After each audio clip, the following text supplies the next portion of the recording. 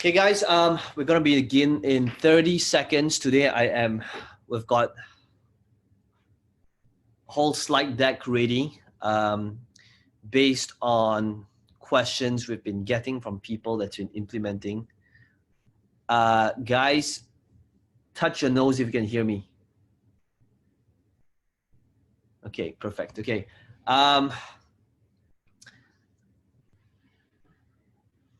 So I am currently here in my hotel in, let me just give you a quick update of what's been going on, and then I'll talk about why I decided to create this training here today specifically for you, based on some of the questions we've been getting.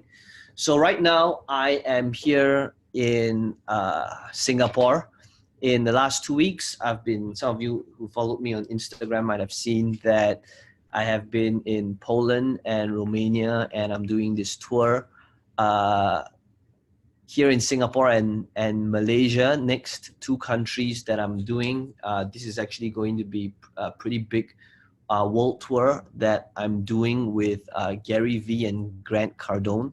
So Grant Cardone is he's doing this Asia tour for the very first time as well.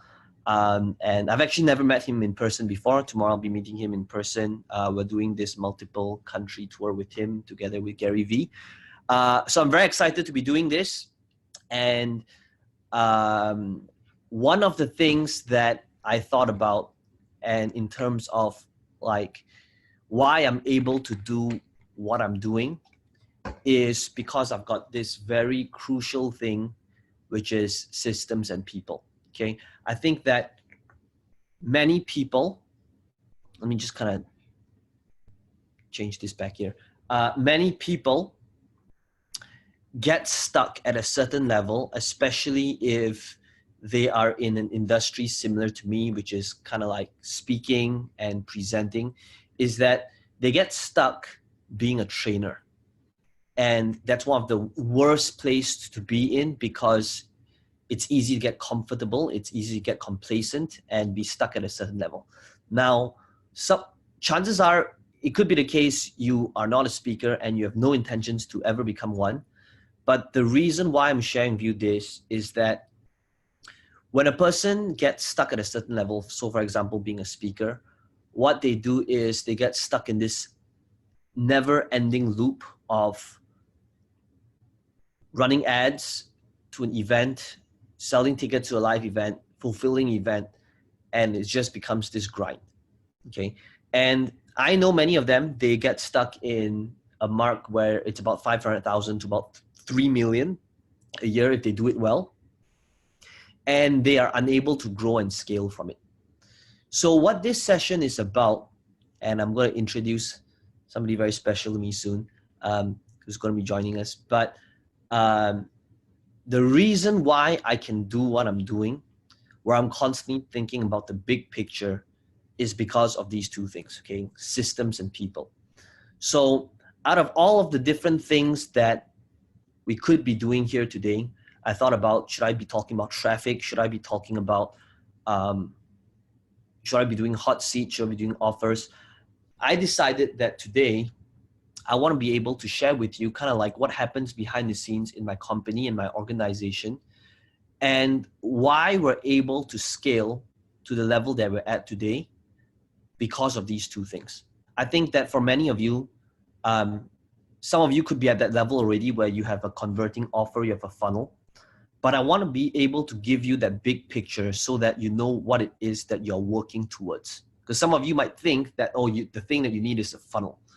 But without that clarity on that big picture, you might not know where it is that you're hitting, okay? So one of the things that I want to share with you today is that big picture on scaling your business, on people and process, so that you know exactly what it is that I have that allows me to have the lifestyle that I have. And here's the thing. With all of the advice that's happening in social media today, a lot of people constantly say like, you gotta hustle and you gotta work hard. Now, the truth is, like, honestly, I have worked harder than all of the friends I know 10 to 12 years ago. Like I would put in crazy amount of hours a day. But honestly, today, my life it's pretty good. Okay. Like honestly, I wake up on most days, if I'm not speaking, with no alarm clock. I wake up, I go to the gym, I spend however long there, um, 1.5 hours to 2 hours. I go back, have a shower, make my green shake, and then if I do go to office, I go to office like 2 to 4 hours. Okay, not because I have to, but because I just want to spend time with my team. Okay, so I want to just kind of share with you what enabled me to do that. Um, Last year, I traveled, well, not just last year, but the last couple of years, I traveled a couple of countries, um, easily more than 15. I brought my parents to a couple of them. And the reason why I can do that is because I believe that hustling only makes somebody tired, right? It doesn't, it might be crucial at the start of the journey, but systems and people is what enables you to have a real business. Okay, so one of the things I want to do is to do a very special training session to show you what the big picture is, so that regardless of where you're at right now, you could be a solopreneur, it could be the case that you're just starting out, you could be a case that you have an offer right now that's converting. I want to be able to show you different pillars of business, and what really happens behind the scenes. And I can tell you that a lot of things would not be in place today if not for this one person, who's going to walk you through behind the scenes to what it is that we do in our company, in our business. Um, and this person is actually, before I get her on, is actually somebody that I've been with for the last 10 years. Even though I make like, 4 to 6 posts a day on social media. I'm actually a really private person. In my own personal Facebook profile, I made like, I think 5 posts maybe total in the last 4 years. Okay, so I'm not somebody who likes to talk about private life. Yes, Emmanuel, I get it, I think. So I want to share with you the person who really helped me systematize a ton of stuff, and the things that happens behind the scenes. Sometimes I think that I am just kind of like the pretty face, but the real work gets done because of these systems and people that have in place.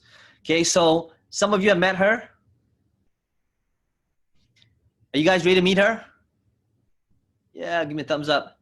Okay, perfect, guys. Okay, so this is Shu Ying, and I'm not sure what Shu Ying is doing. Are you on like Facebook or something? Okay, so Shu Ying here today is going to walk you through slides that we have prepared. And these slides before this, we have used it for like high-level clients who have paid us like $30,000 for to consult in their business and growing and scaling your business. But today we are going to share with you the different pillars and what you need to have in place in order to scale. Okay, so now that we have talked about this, okay, I'm going to share my slides right now. Okay, and in front of you, you should see the slides that say scaling your business. Are you guys able to see that? Please let me know in the chat. Also, one more thing, guys, before I do this, I would like all of you to go to the Facebook group right now, and anytime you have questions, you are going to make, let me just kind of show you the post right now. Okay, so what I'd like you to do, guys, all of you, go ahead and open up a new tab. And on this post that says, join us if you want to scale your business, make a comment, like the post so I know that you're on here. Ask, I'll be reading the comments over here. So put in your comments, say I'm excited, I'm ready. and we will begin. Okay, if any questions about today's theme is about scaling. Today's theme is about the big picture and growth through systems and people. Okay, regardless of where you're at right now, I promise you, you're gonna get some really good nuggets from today's session. Okay, so with that said, go ahead and post your questions in there. We are gonna begin, and this time, guys, I'm gonna do something different. I think I'm gonna be quiet most of the time. Shuing's gonna be doing most of the talking because she really takes care and she manages the systems and the people. And she's gonna start off by just talking about. Okay, Shuing, why don't you just let's start off by. Let me just kind of move the mic a little bit over here. Okay, so let's talk about starting off with the 5 key pillars of business. Okay, Shuing, please take it from here. Okay, so when it comes to a business, most of the time people think that it's all about making sales, right? It's all about what do I have to sell? How do I generate more sales? How do I get more visibility on social media? But the truth is, when it comes to business, there's really only 5 key pillars. Like you can see over here, the first one is finance, and then it comes to operations, sales, marketing, and delivery. Finance is really all about your cash flow. It's never really about how much money you make. It's important to make money, but cash flow is the king. Like that's the most important thing in your business, right? And I'm not sure if you've ever heard or met somebody who made like $10 million, like the company's turnover is 10 million, 20 million, however million they say it is. But when it comes to the month, at the end of every month, they struggle, right? That's because their cash flow is not strong. The next pillar. Wait. So let me just kind of chime in every time Shuing says something, okay? I think this is a very good distinction to understand. First of all, finance. That understand that really it is normal and to have cash flow issues. I can tell you the one unspoken thing that every entrepreneur will have that they don't talk about is cash flow issues. Okay. Now, every entrepreneur is constantly thinking about, oh, how much sales am I making? And there is a saying, you know, sales is vanity. Okay. Net profit is sanity, but cash is king. Cash flow is king. Okay. So finance, and we're going to talk about how you can measure yourself and how well or bad you're doing in this area. But we're just going to quickly talk about first the big picture of these 5 key pillars. And I want you to start thinking about how well or bad you're doing in these different pillars. Okay. That's the first one. Next. Yeah. So the second pillar is operations. So what's operations? It's basically the things that you don't want to do as an entrepreneur, right? Like the things that Peng Joon would never be interested in. Managing the team, hiring someone, onboard someone, having a brilliant interview process. How do you introduce this new person to your team? And whether you like it or not, every time you hire someone, your team dynamics change, right? And it's never the operations part of the business is not just making sure things are done ahead of time, making sure you meet the due dates of projects, right? I feel that the most underrated part of business, or rather a role in the business, is somebody who's running the operations of the business. Because when it comes to business, there's only 2 things. Whether you are in the making money department or whether you are in the saving money department, right? Operations person kind of fall in between, right? The operations person is somebody who motivates the team to go the extra mile to deliver ahead of time. And the only KPI, the only measurement is, yeah, the project is delivered ahead of time. But it's very often neglected. And the truth is, it's something that as an entrepreneur, I believe all of you on this call, you are all entrepreneurs, and like, it's just little things that you don't want to do in the business, right, Peng Joon? So that's the thing, you know, to me, marketing is a sexy part.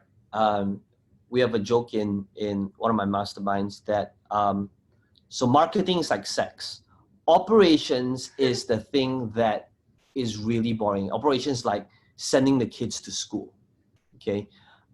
It's the thing that most marketers don't want to look at. It's the thing that most entrepreneurs do not want to spend time on because it's not really the sexy or appealing part, okay? But that's the second pillar. Mm-hmm.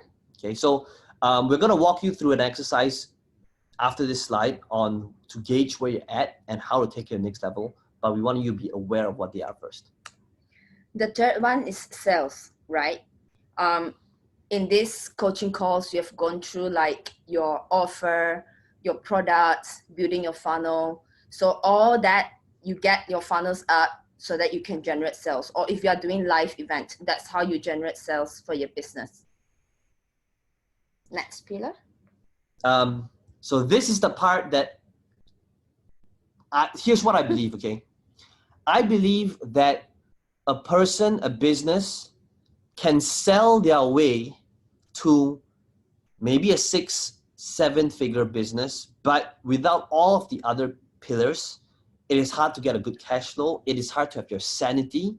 It is hard to have your balance and have your lifestyle without the other pillars. So sales is very crucial, but it can only take you up to a certain point before you lose your sanity. The next one, the fourth pillar, is marketing. So marketing are things like not just Facebook ads, but really what it is that you're doing around your brand. Like for us, we have this whole creative department in our team, like 5 designers just constantly working on putting things out on Peng Joon social media. So how I see it is like, that's how we get known, right? Peng Joon's the attractive character in the business. So how are we reaching out to the world? Like, apart from just running Facebook ads and like putting $1 in and getting $2 in return, there's a lot of ways that you can actually make an impact in someone's life, and that is indirectly a part of marketing, like putting out that video, writing that caption that goes with your quote card. Like in our company, we have this common goal, which is everything that my team does, whether it is writing an email, whether it is designing a quote card, whether it is supporting an event, the main thing is everything that we do, we just want to make one person's life better. Like, that's what we are after. We are after impact, not so much how much we are making, but how as a whole, as a team, everything that we do, from Peng Joon to me to every single person in the team, collectively making progress and impacting someone's life. So the key distinction here is really, first of all, to understand then what is the difference between marketing and sales, because sometimes people might get these two things confused. Okay, so the analogy I always like to use is marketing versus sales is like golf. Okay, and imagine that in a golf game, the objective is to get the ball into the hole, right? So when the ball goes into a hole, that is a sale, and it is possible to get a ball in the hole at the first point of contact with this, which is like a hole in one, if the price point is $50, if the price point is $100, $200, maybe even $1,000, $2,000 with a webinar funnel. Okay, but marketing is about getting the ball as close to the hole as possible, so that when it's time to make a sale, the distance between the ball and the hole becomes much shorter, right? So think about it this way. So marketing is constantly about getting the ball as close to the hole so that it becomes a 6-inch putt. So what does marketing do? So marketing could be things like putting up a video on YouTube. It could be like putting up a Facebook post. All these things are marketing. Why? Because ultimately you're putting up content, and essentially what that content does, it's making the ball closer to the hole for a sale to happen, right? Why do I put up Facebook videos for free with no call to action? It's under the marketing department, right? Because it establishes a relationship with somebody that's never heard of me before. It builds trust, gives value, establishes credibility. Now this person's a little bit closer to the hole, so that when I run a Facebook ad, which is still marketing because it's about getting the ball closer, the sales funnel then gets this person into the hole. If it's a $30,000 offer, what do? It's marketing, getting them to the funnel, so that when they fill up the form and it goes to my team, again, it is a 6-inch putt, right? We're not trying to make a sale to a $30,000 offer to somebody who's never met me, but rather we've already built trust and credibility in advance. Okay, guys, as Shui and I were explaining all these different things, if you have any comments, please remember to put them in here. Okay, we will be looking at these comments in here and replying to them. But if you have any questions about the things that we're going on right now, just go ahead and make the comments in here, or things that you would like us to cover, go ahead and put that in here as well. Okay, last one. And the last one is delivery. So like I know as entrepreneurs, a lot of time you are excited in like creating the product. Like it's all about the next big idea, the shiny object syndrome, but delivery is really taking care of the people who believed in you, right? The people who bought the product, the people who sign up for your event, right? And how you can have a team of support people, or you yourself be delivering like coaching calls, how you can support them more. And as a result of that, the delivery part actually plays one of the biggest role when it comes to marketing and sales, which is leveraging on the results that you have generated for your students and using that as a part of your funnel. Yeah, or your clients or your customers, you know, depending on what business you're in. But and here's the thing, why this pillar is so important. When I was focused on the agency side of the things, this is like 5 years ago, one of the things that we would do is we would charge clients, you know, $30,000-$50,000 to handle marketing for them, to build their funnels for them. And while this big ticket stuff might seem impressive, this was the pillar that was crushing me. You know, one of the things that, if you know my story, right, like 10, 12 years ago, I'll be selling like digital products across all these different marketplaces. Delivery was easy. Why? It was an ebook with a system. It really didn't require anything of my time. And then when I wanted to try something different, I thought, hey, why don't I help businesses implement this? Sure. Every time we close a client could be 30, 50, even $100,000. But the problem was delivery, right? In order to deliver this, I had to have strong operations. I need to have good systems in place in order to meet and exceed clients' expectations. Okay, so sometimes it's also thinking about how well or bad you're doing when it comes to delivery. But these are the 5 pillars of the business. Okay, if you have any questions or clarifications on these 5 pillars, please put them in the comments below, and we will answer them. So let's take a look at this traffic light thing. Showing what is this traffic light thing over here? So now that we've gone through the 5 pillars in your business, how I always look at like how we are doing in each pillar is this 3 color, right? We are all very familiar with traffic light colors. So green is like really, really healthy. Yellow is borderline. Red is just not good, right? It's unhealthy. And guys, as we are doing this again, what we would like you to do is really be honest with yourself. You know, we're not going to ask you to share it. This is really for you to be aware of where you're at and how you can actually improve them. But as we're talking about these 5 pillars right now, really think about and give yourself that rating right now, so that 6 months from now, 3 months from now, a year from now, you could take a look at it again and see whether there are improvements, or so you can track your improvements, right?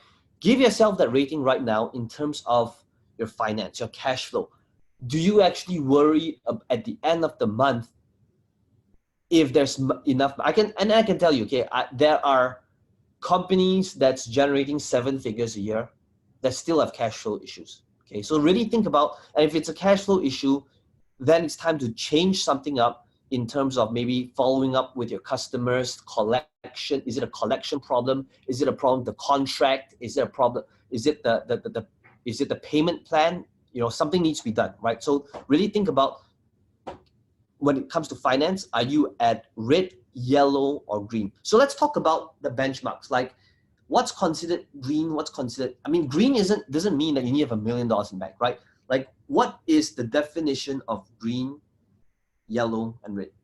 I think the definition of green is you're able to sleep well at night, right? The next time you receive an invoice, you know, like, without checking your bank account, you know that you're capable of paying it, right? You don't worry about your credit card bills. You know that you spend $1, you make $2 in return, and whenever at the end of the month, if you have a team, you're able to take care of your team. At the end of the year, you're able to give your team the increment they deserve. You're able to give them a 5 months bonus, 6 months bonus, right? So like all this, it requires cash, right?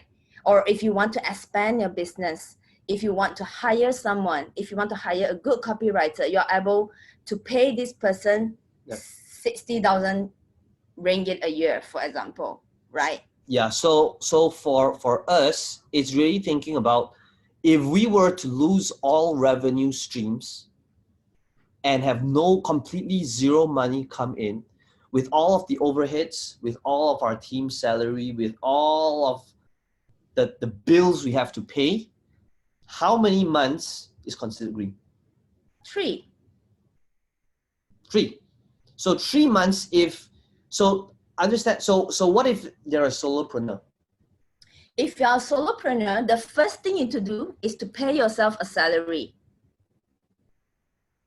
Because you are doing the work, you have to pay yourself the salary, you have to pay yourself the benefits that an employee will get, right? You got to take care of yourself. So one of the biggest mistake solopreneur make is, you know, they just work and they just work. They don't have a system. They don't focus on scaling their business. And the worst thing you can do is, like, you don't know why you're doing what you're doing. You just kept going, right? And just think of like paying yourself, that is an overhead, right? If you outsource whatever it is that you outsource, that is an overhead, right? Just think of like the operating cost of you running the business.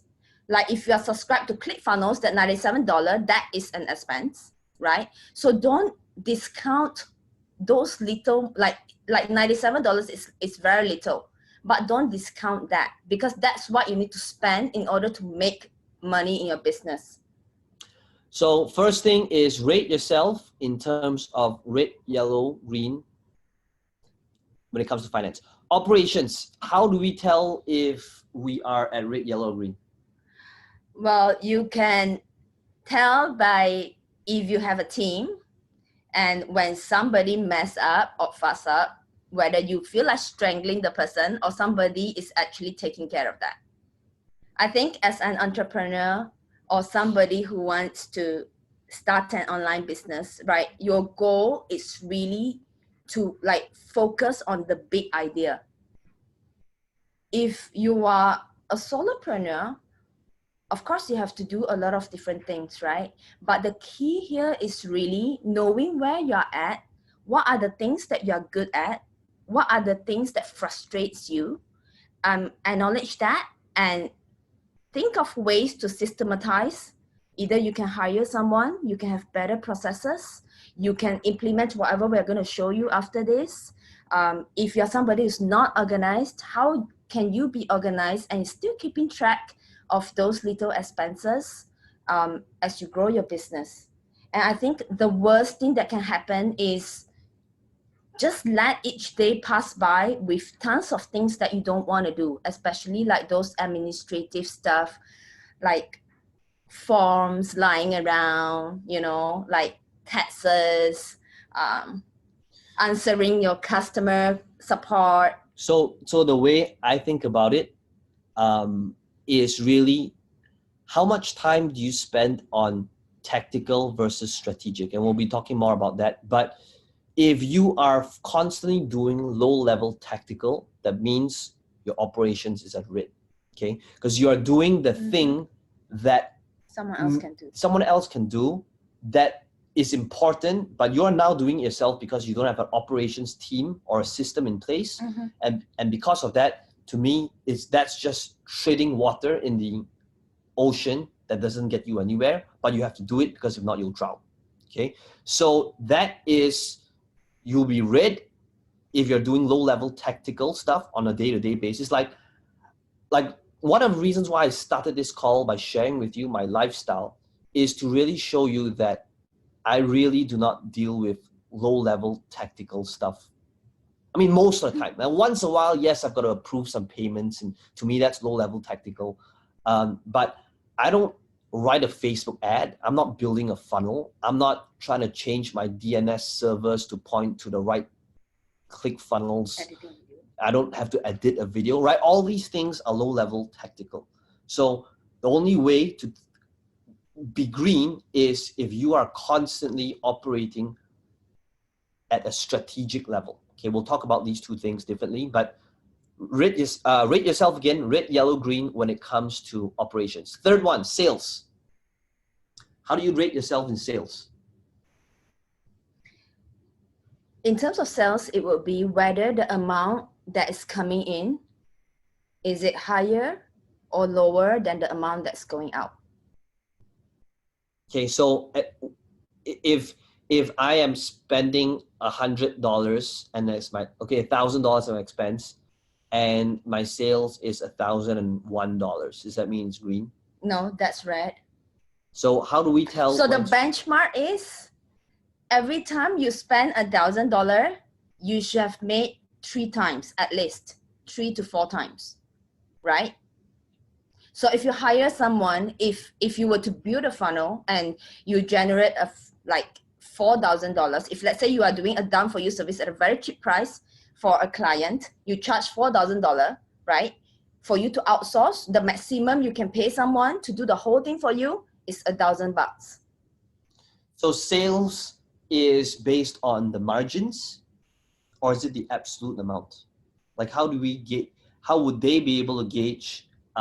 And guys, by the way, I'm putting Shun here on the spot here, okay? I didn't prep her to do all these different things, so I did that intentionally so that when she can't prep for it, he's trying to test me to see whether I know what I'm doing. Yeah. Okay, so how I say is when you know your outgoing payment, like how much it is every month. So if let's say the amount is 100,000, right? You have 5 employees, you have an office, and you have like this credit card statements at the end of every month. Say the amount is 100,000. I think a good start is at least be in the positive every month, and knowing that if I don't have anything coming in, the next month is taken care of. So I would say 200,000, like that is like the minimum.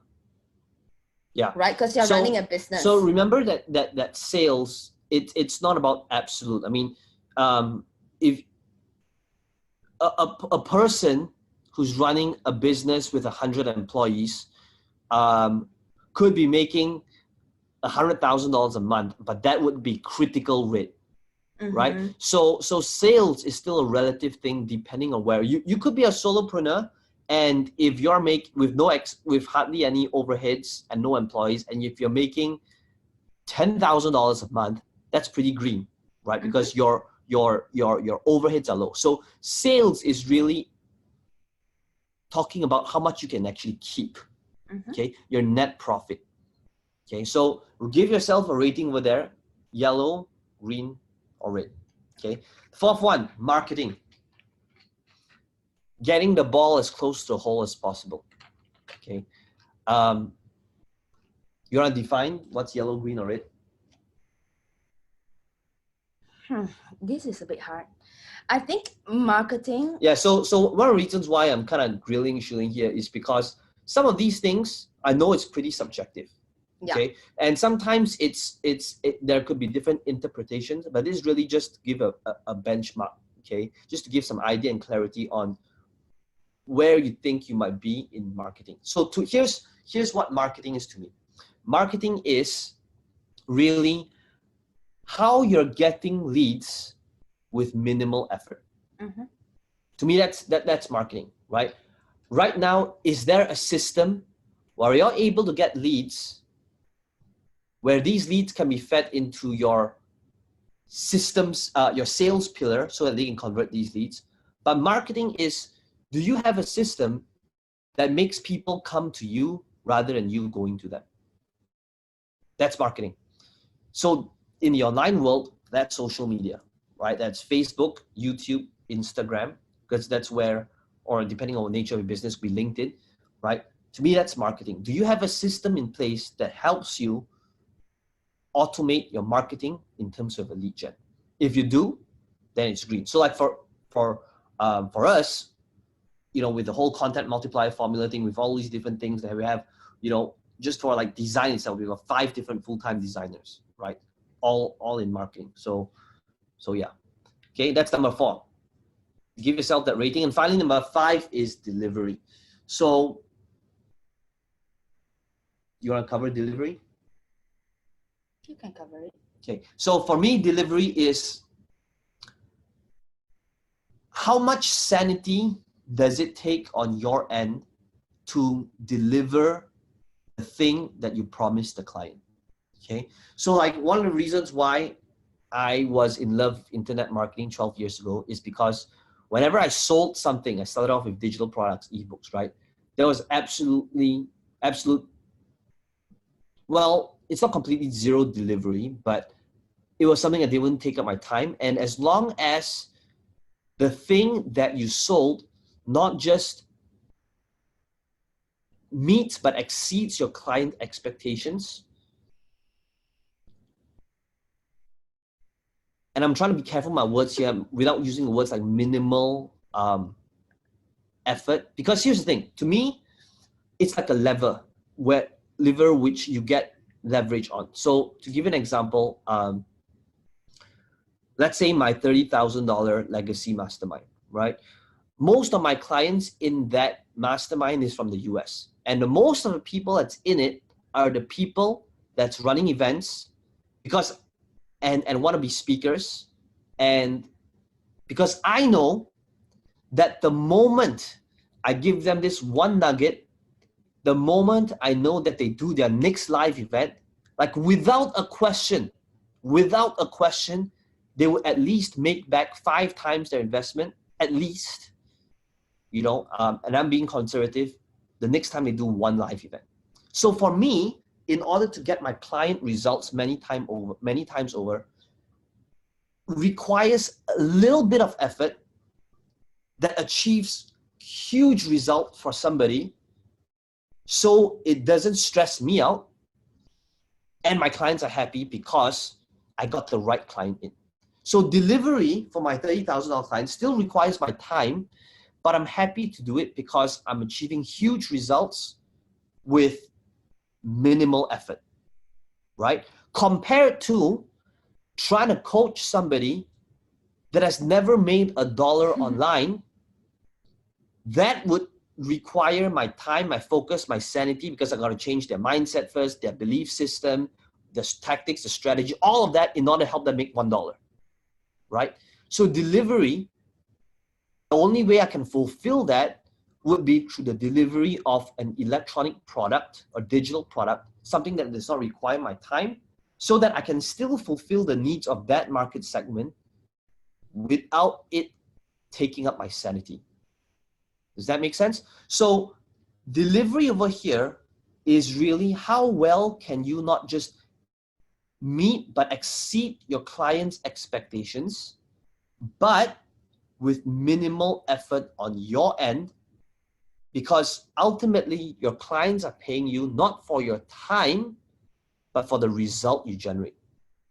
So delivering that result could be electronically, it could be through a coaching call like this, it could be through consulting, it could be through a challenge funnel, right? But how well are you doing in terms of delivering that product that not just meets but exceeds your customers' expectations with minimal effort on your end? Okay. Green, if life's good, you love your life, you love your customers. Red, if you feel that you have no life because you're constantly delivering, and this is what most salespeople end up trapped in, right? In that loop of selling, trying to fulfill, and it's just a horrible place to be in. Okay, so these are the 5 pillars. Start letting me know in the comments, and we will take a look at them right now. Okay, so before we move on to the next step, let's just answer a few questions. Jackie says here, do you work on low-level tactical stuff when you're just starting out building an online business?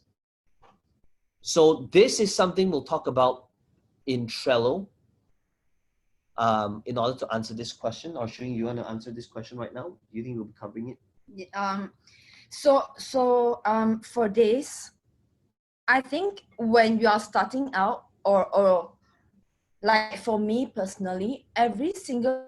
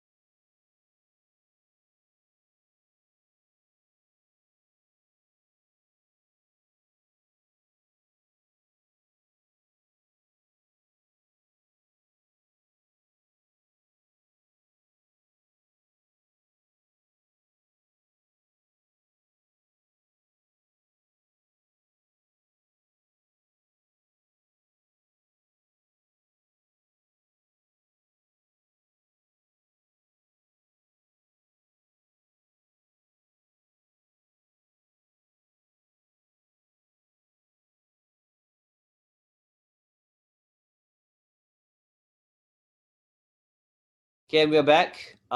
Somehow I think even Apple couldn't handle what was about to happen. Guys, let me know in the chat if you're able to hear me again. I just want to make sure that, give me a thumbs up if you guys can hear me. Okay, perfect. Okay, so what were we talking about? So we're talking about the different traffic lights, and we were in the middle of answering Jackie's question. Okay, so let me just head back to the chat. Okay, so you want to keep talking while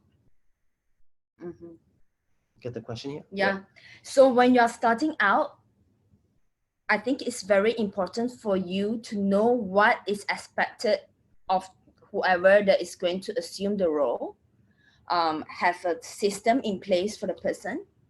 And one thing that we'll be covering after this is how you can actually scope out a person's role, responsibilities, and the result that you expect of them, and how you can utilize a platform, Trello, which Peng Joon has mentioned a couple of times before, in like really helping the person deliver and achieve massive results for you and your company. So, Jackie, this is a great question, and to answer it from my perspective, it would be, it's like this, right? It's like, I think of it as, I believe that every great entrepreneur needs to understand and read how, what a balance sheet and a P&L means. But it doesn't mean that I need to know how to prepare it, right? So understanding what a balance sheet and profit and loss is crucial in understanding where your business is at, but I don't know how to prepare it. It's the same thing as funnel building and writing a Facebook ad and linking click funnels to a domain name and all these different things.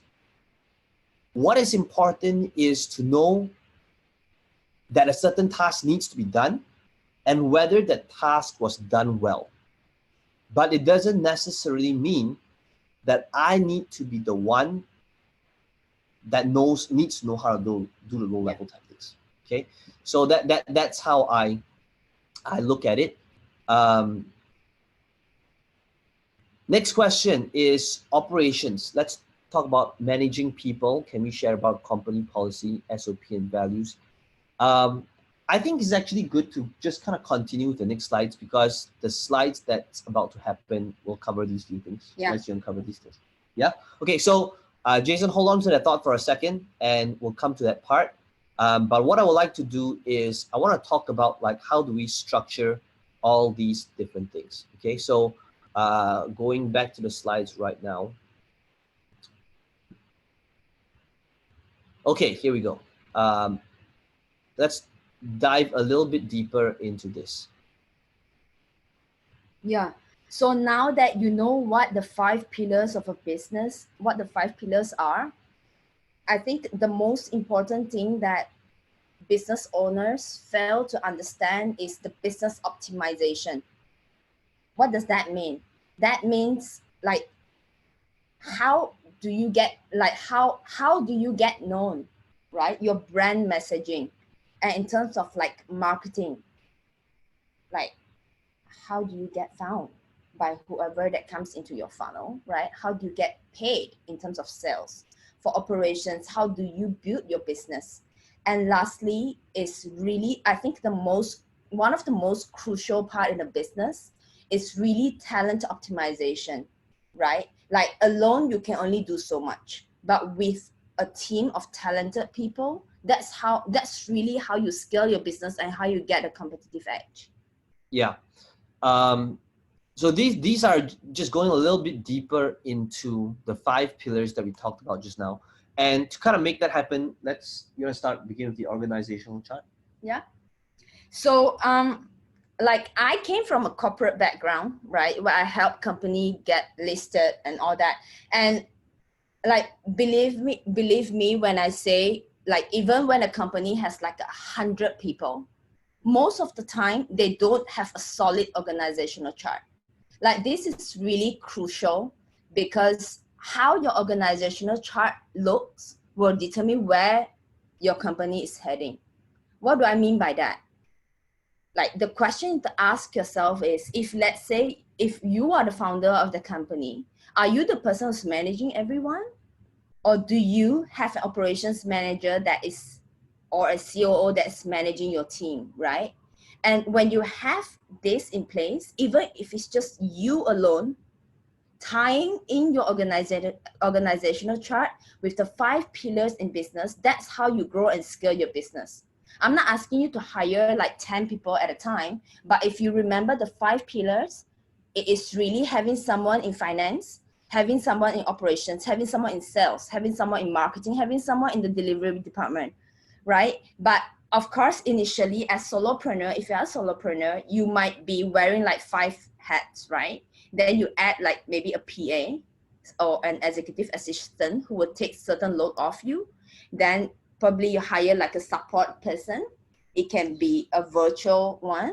And then you let go of like your delivery part to help with support. Maybe you hire a designer or a content writer that can help you with your marketing. So that's how you really grow and scale your business. But it is crucial to understand these 5 pillars and how it fits into your organizational chart and how you intend to grow and scale your business. So that when it comes to hiring, you know why you're hiring. You know what pillar this person will fall under. You don't just hire for the sake of hiring. You don't just hire because you're frustrated and you can't sleep at night because your clients call you nonstop. Yeah, and I just want to add to kind of so that this fits everybody's situation right now, regardless of where you're at, right? For first, if you're the solopreneur, if you're the person starting out, this is not about, and I know it's scary to be able to be thinking, oh, I need to get an office and start hiring all these people. No, okay? Know that for many, many years, when I was selling all those World of Warcraft, dating, Forex products online, for literally 6 years, I had everything virtual while I was still living with my parents. Okay, I literally had most of my people were based in the Philippines. I had a couple of writers from to the US, but most of my people were all in the Philippines. Okay, everything was virtual, outsourced, and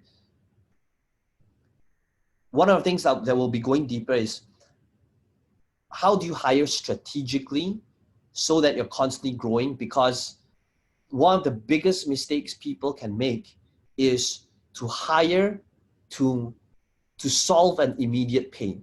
And that is very dangerous when they feel overwhelmed and they think the answer to overwhelm is in hiring.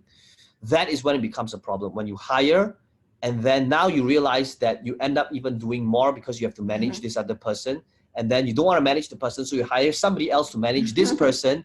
And in fact, that's something I actually went through. Okay, like 6 years ago, my team, we had like 30 people, and it was miserable for me because at that time I didn't really have a solid system in place, and I actually felt more overwhelmed. I wouldn't say miserable, it's a pretty strong word, but I was a lot more overwhelmed than I was today.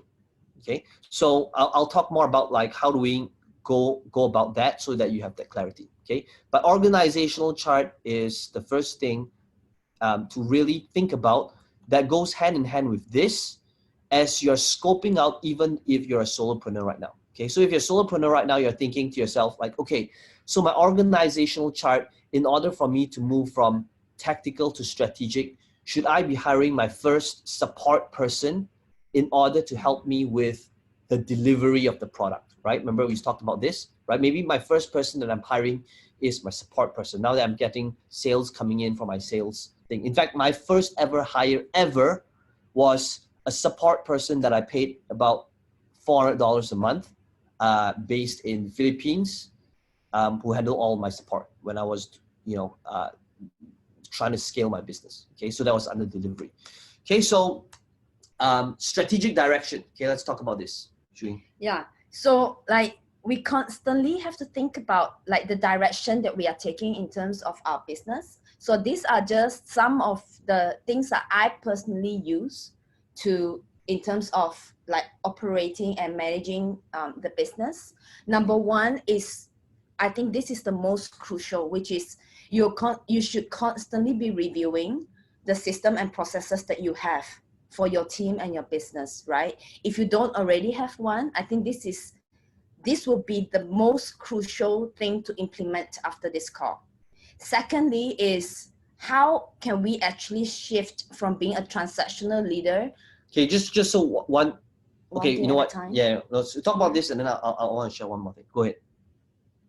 How do we constantly shift from being a transactional leader to transformational leader? I think Jason's question on operations, personally for me, I think this was really a game changer for me, because I know like deep down like what kind of leader I want to be, right?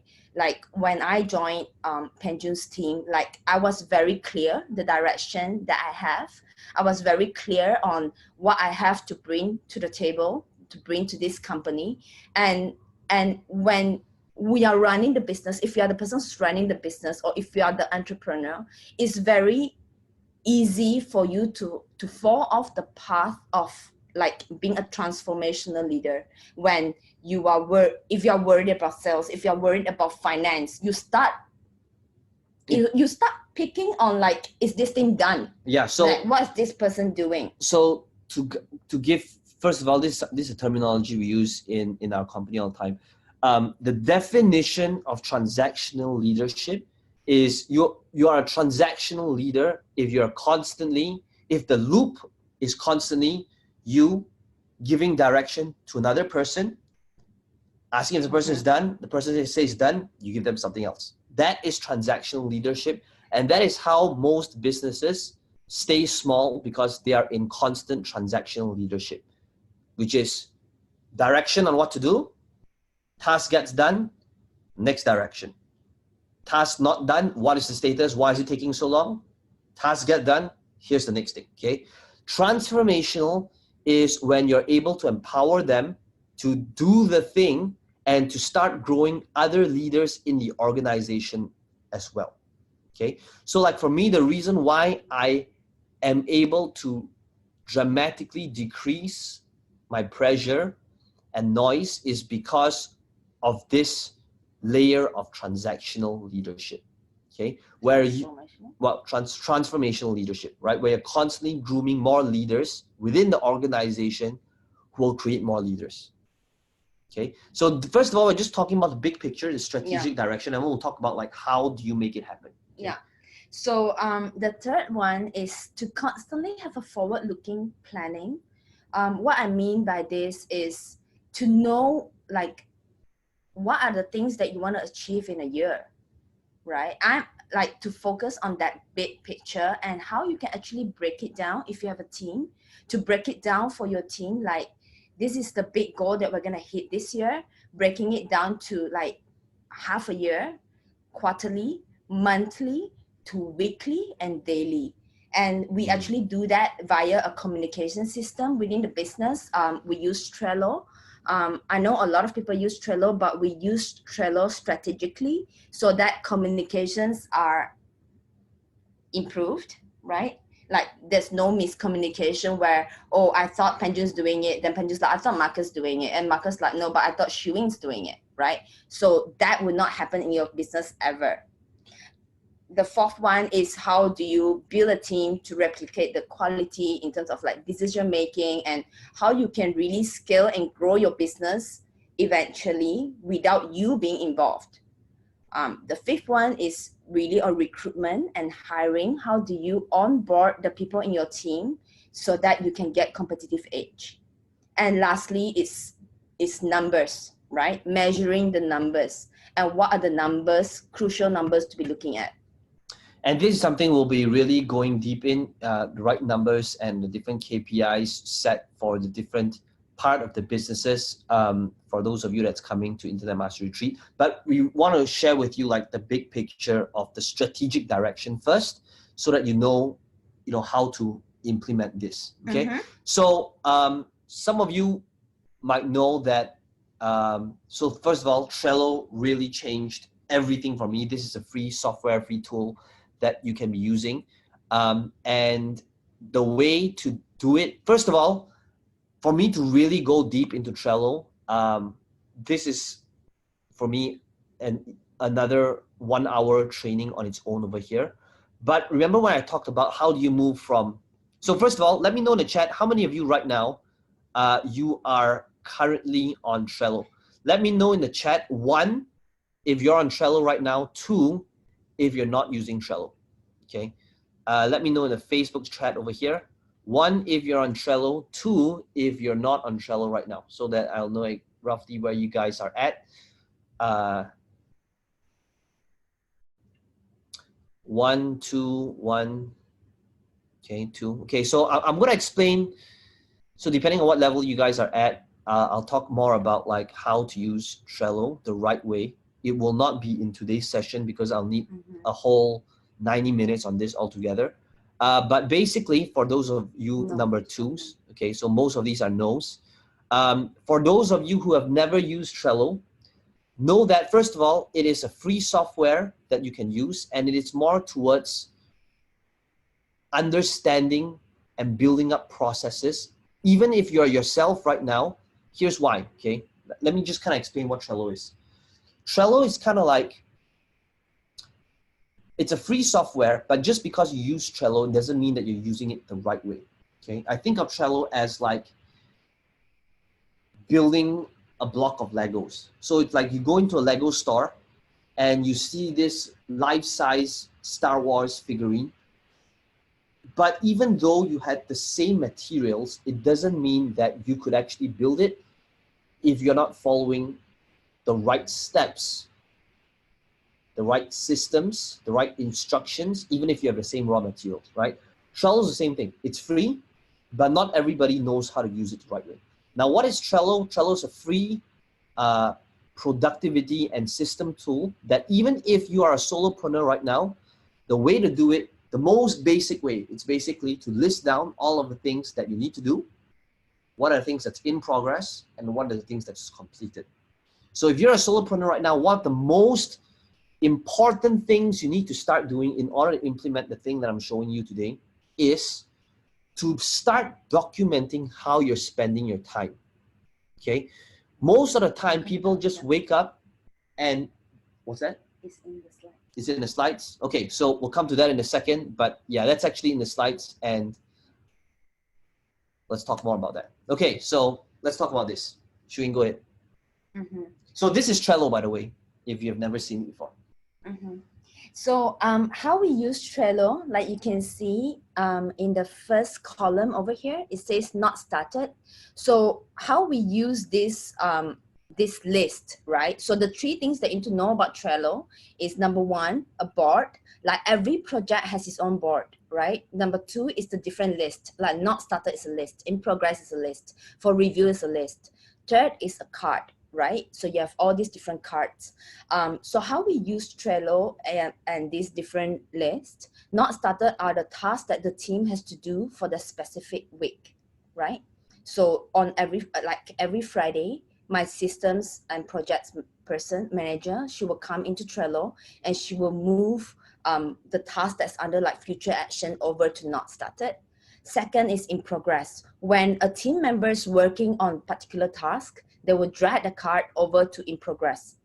So when I come into this particular board, I would be able to see and know, like in a glance, like, okay, Jaden is working on this compilation of the ad of the month into a booklet training, right? So when a task is done, that's when the team, the member will then move it to for review, right? You can see under for review, like emails are done.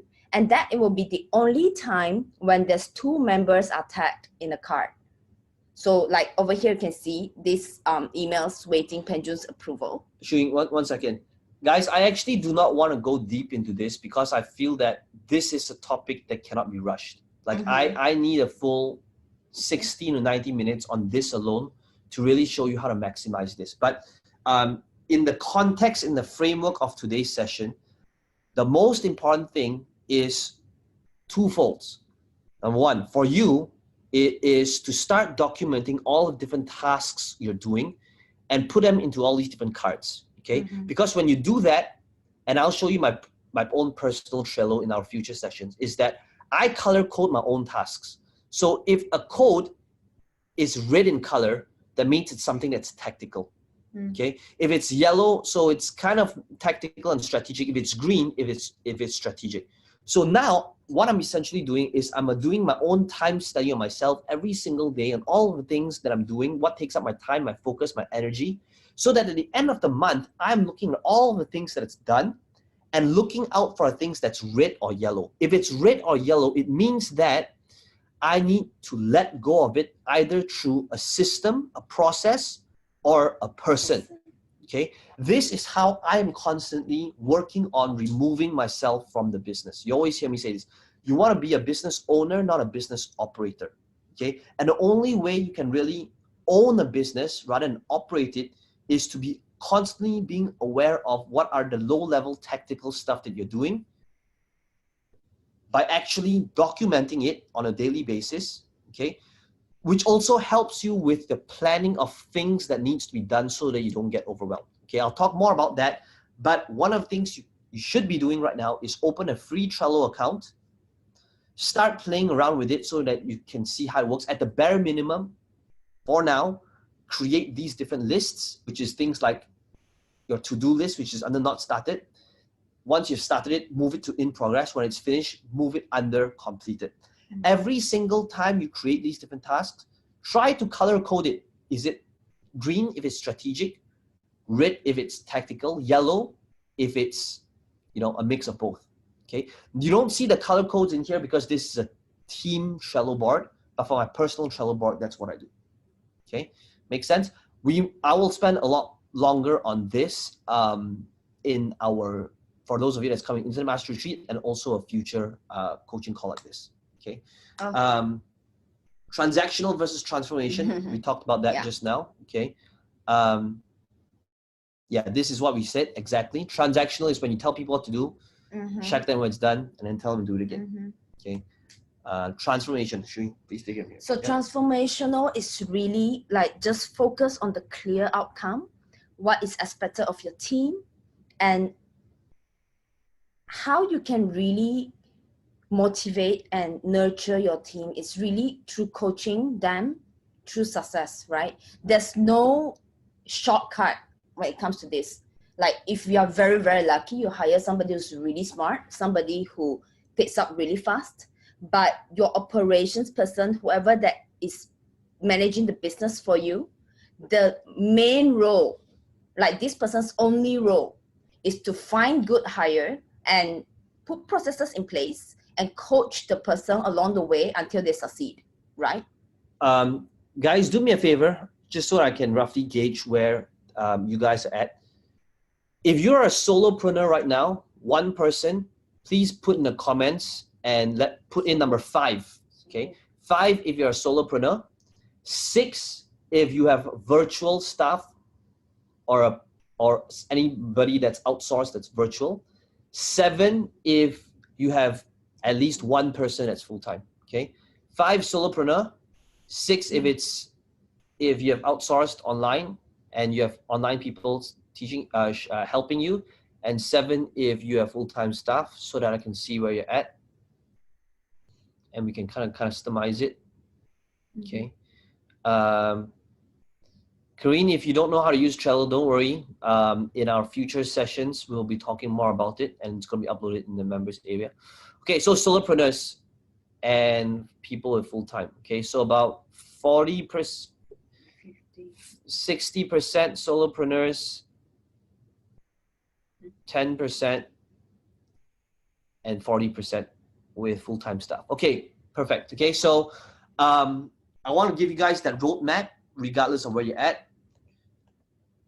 Let's talk about this, transformational leadership. Yeah.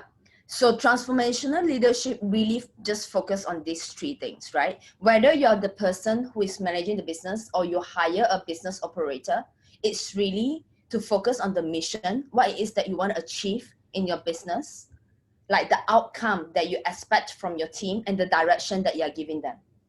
It's just these 3 things. In order for you to have your team, like at the end of the day, they feel good about themselves. They know that it's a job well done. And that shows through your sales. It shows through how you're able to reward your team. It's really just these 3 things. Yeah. So the way to do it is that in order for everybody to become aligned, people need to understand the big picture. So you need to start off with like, what is your mission?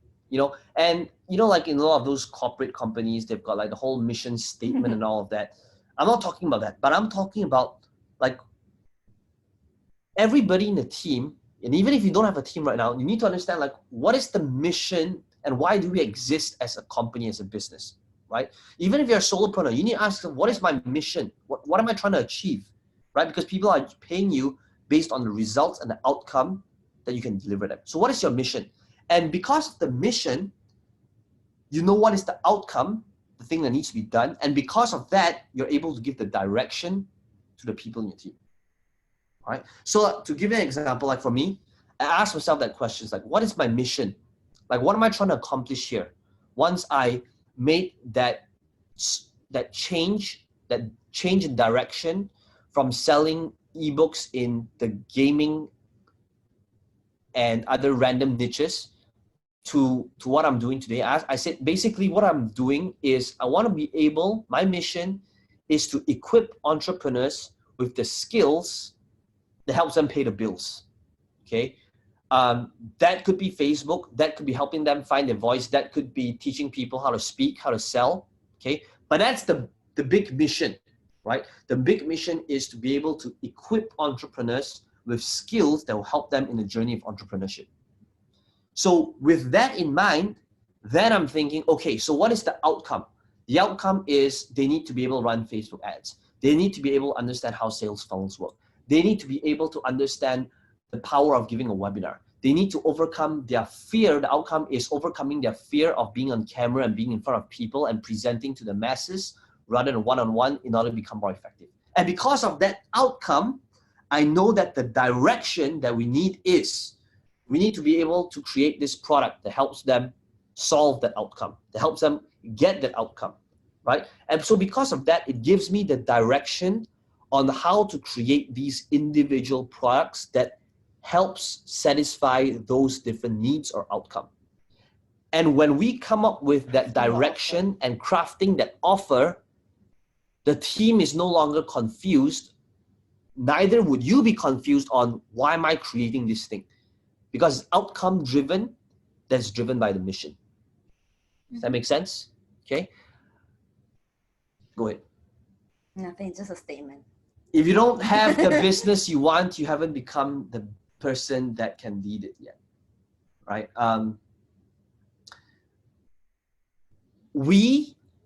This is the most powerful thing. If you embrace it, it will change everything, okay? It is to embrace the fact that you are the bottleneck of the business and all of the results that you have right now. You are responsible for it, okay? When in times of crisis, it is easy to blame and say, hey, it's because this person is not performing. It's easy to say it's because the copywriter sucked. But the responsible version is I hired that person. Or even if I didn't directly hire that person, I hired the person who hired that person, right? So when you take responsibility for all of the results, that is when you can create change. So if you don't have the business that you want, it's only because you haven't become the person that can actually lead it, okay? So how do we become? Co-creation, not delegation. What's this? So what this is if you're an entrepreneur who, like what Peng Joon mentioned earlier, if you hired someone and then you really dislike managing the person and then you hire somebody else to come and manage this person, if the person doesn't understand this, then the person will just constantly be delegating the task to another person, right? If you don't understand this, you will be the person who's constantly delegating a task to someone else. But co-creation really means, like we talk about mission, direction, and outcome. Like what it is that we are creating. Like what is that one thing, like the whole team, it doesn't matter whether it's 2 people, whether it's just you alone, it's 10 people, 100 people, like what are we working towards? Like we are creating something together to fulfill that mission that we have. Yeah. And client-centric, okay, so we talked about like the mission. So how do we build that mission? It all begins with the people you want to serve, right? And that is why like this whole, the coaching thing, one thing we always talked about is who it is you serve and what's the result you help them, right? Right, it's always who it is you serve and what's the results you can get them. So this is really it. If you start off with about your clients, who it is you want to help, how do you want to help them, the change, and how you can track progress along the way and make it about them, that is how you can begin with the mission first. Critical number, man. This is a huge part. I don't know if I want to go deep into this. Okay, you know what, guys? we actually like over prepared because I know that this is going to be a very interesting series. Show of hands, how many of you can see how important this part is in building a real business, right? Okay, thank you. So one of the things that we wanted to create is inside this coaching session is that there are many different parts, right? In all of our sessions before this, we've been talking about like how do we create an offer? How do we, build the funnels? How do we do all that? But today I wanted to give you a little glimpse of what actually happens in the process, the end game. We are at the end game now, right? To scale a business to 8 figures. That's right. That's what it takes. Okay, it wasn't through a snap of a finger, but these were different things. There's still a lot more that we need to cover, but like for me, I feel that it would not do justice if I just surface level rush through everything. But I would prefer going through something really in depth. So what does this mean before we do a Q&A? I want to wrap up with, so there's a lot more. Okay, we're going to be talking about the critical number. We're going to be talking about the hiring process, the 4R process, which is like how do you document each and every single person's role, responsibility, results, and requirements. Okay, so it's called a 4R document, which everybody in the team has, and what it is that you need to have in place so that even if somebody leaves, there's minimal friction. Okay, how do you empower them? How do you hire someone? How do you hire somebody and all that good stuff? Okay, we have the waterfall, building a team. You know what? I'm just going to quickly give you a glimpse. But basically what it is, it's from building a team, building a 4R document, exactly like how do you write this up? How do you integrate disc profiles? This is where I wanted to show you like the interview process, onboarding, even if you've never done this before, because I know like for some of you, this could be like really, really scary because I didn't know all of this when I first started out trying to hire my team and the cost and profitability and all of that, right? So this is what it takes to run a real business, okay? Starting out, yes, we want to have built that funnel up, but when you start scaling, when you want to hire designers, writers, and really build and scale that business, that's what it takes, okay? So what does this mean for you? Until our next session, before we start talking about more about Trello, here's what I want you to start doing, okay, for the next 2 weeks. Whether you're watching a replay or whether you're on live right now, it's this. Based on the thing that I've shown you today, the most important thing is to be aware of how you're spending your time. And what I want you to do is to be able to do a time study. I want to share with you something. I don't know if I've got my iPad in here. But I can tell you, even till today, I am still studying how I spend my time, okay?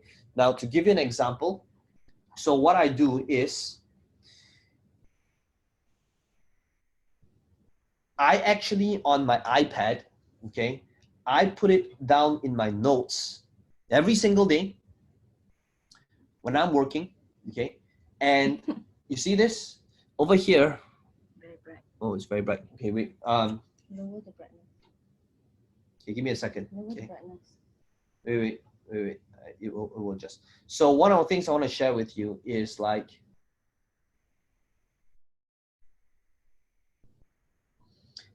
how I am documenting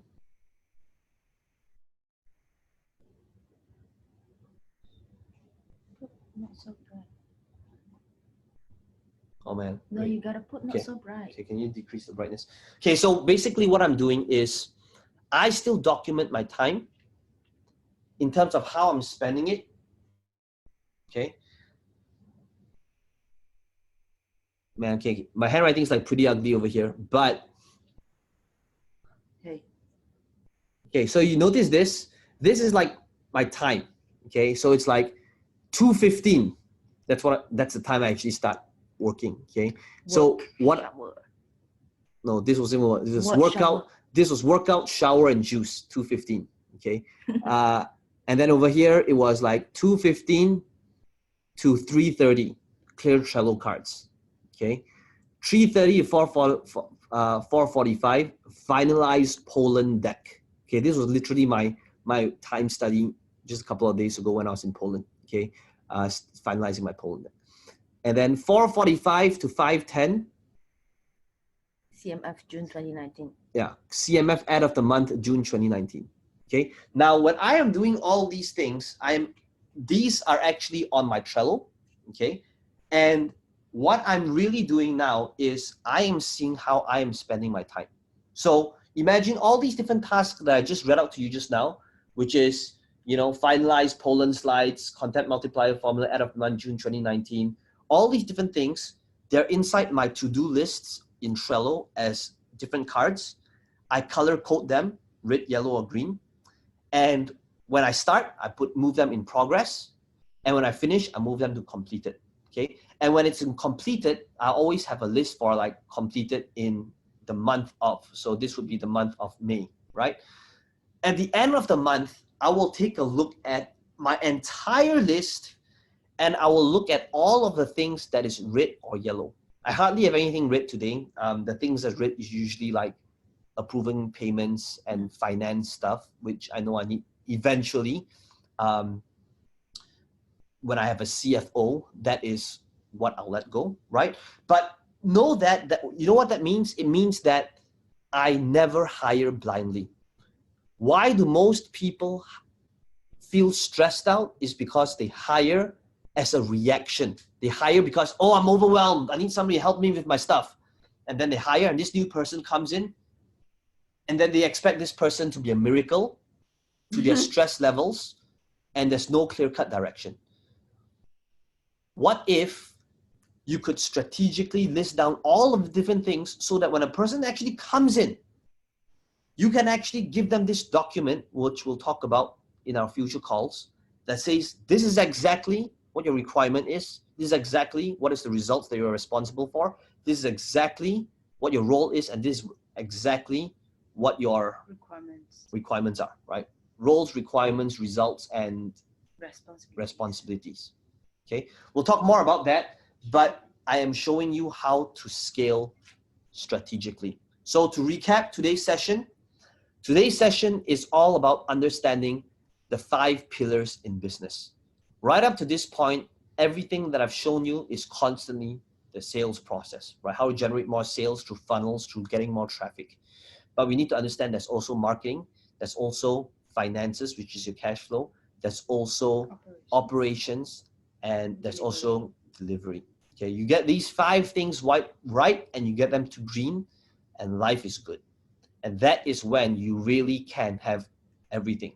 Balance, time with family, time to go to the gym, time for yourself, while having a good life. Okay, so if you guys have any questions, please, from today's session. So homework, okay, before I move on to Q&A, this is your homework.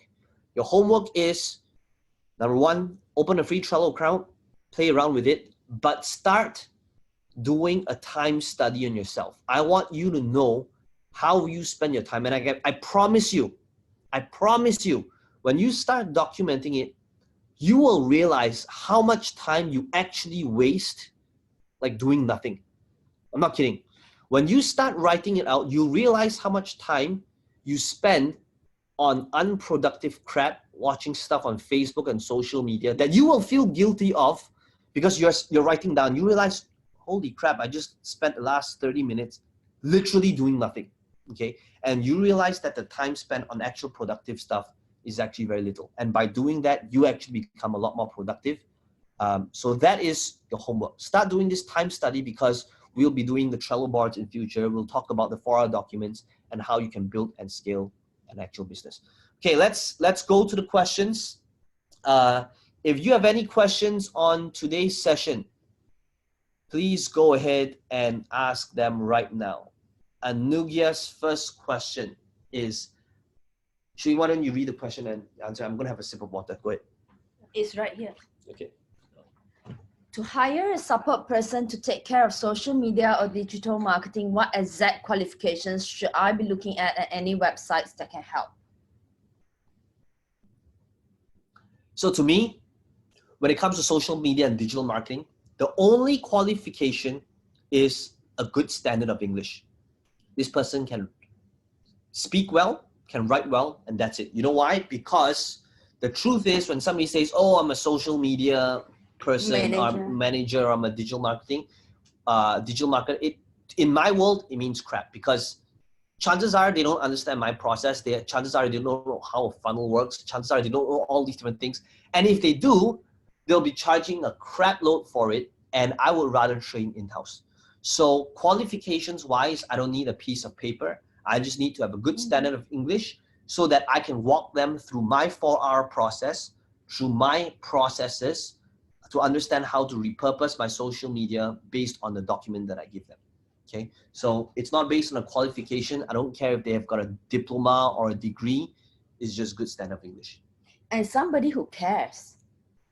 Yeah, somebody who cares. That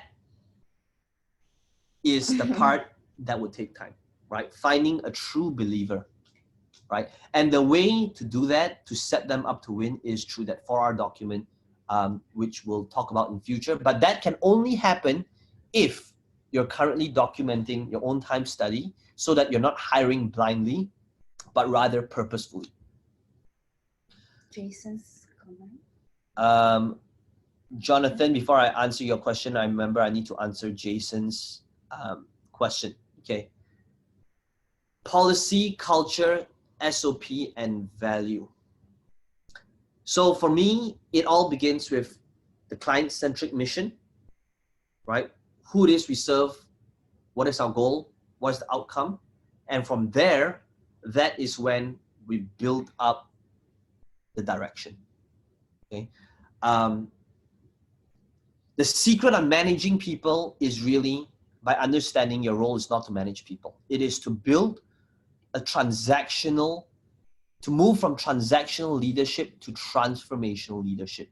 And you can only do that with clear goals, clear outcomes, by understanding that each person needs to have this 4R document, which we'll talk about, so that everybody has full clarity on what the results are that they need to achieve, to be able to be fully responsible for it, so that they are empowered to do the steps on their own without you telling them what to do. And coaching them along the way. Like, there's a lot of different things that you can do. And I believe that how a person is in their first week, like their attitude, right? How much initiative do they take?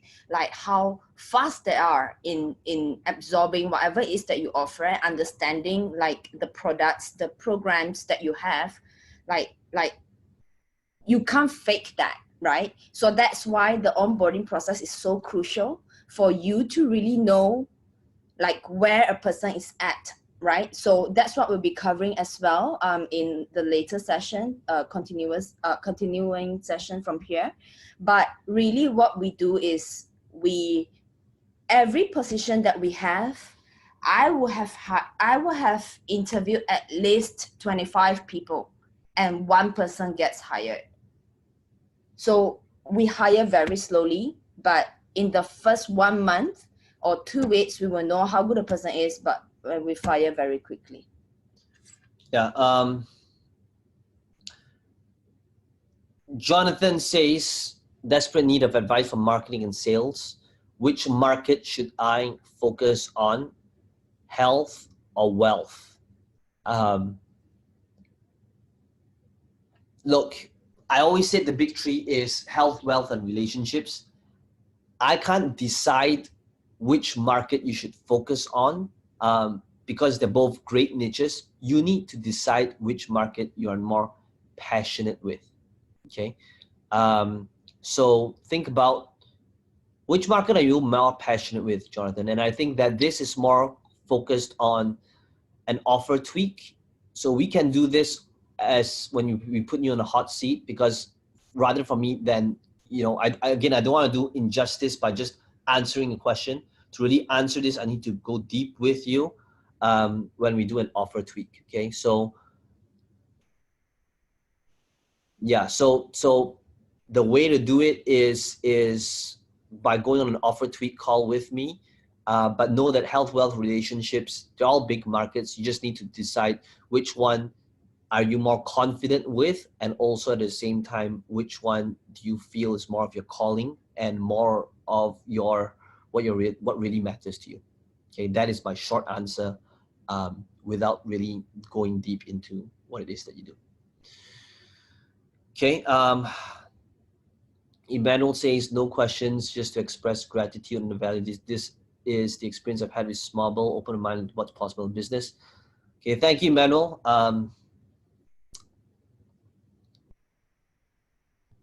Yeah, okay, so guys, I think that is it. If there's no further questions, please get your homework done. Okay, in the future calls, we will be, wait, is Internet Mastery Retreat happening soon? Yeah, next week. Oh, Internet Mastery Retreats next week. If you guys are there, I'm super excited. It is hands down my favorite event of the year. And you guys are just gonna be in for like some amazing things. If not, I will see you guys 2 weeks from now. I will, oh, it's gonna be 3 weeks from now. What's happening 2 weeks from now? Oh, 2 weeks from now, I will be at the Legacy Mastermind Internet Mastery Retreat, and I'm doing an event, Legacy Mastermind. So the next event will be 3 weeks from now, and then after that will be on the 5th of June. Okay. So guys, I want to thank all of you for being here. I hope you like this new variety of stuff where we talk about systems and scaling. This is really to give you guys that big roadmap on what it takes to build a highly profitable business. Okay, guys, I want to thank all of you for being here. Please get your homework done. Trello, start recording your time study, whether it's tactical or strategic, and we'll see you soon. See you in a week or 3 weeks from now. Bye-bye. Take care, everybody.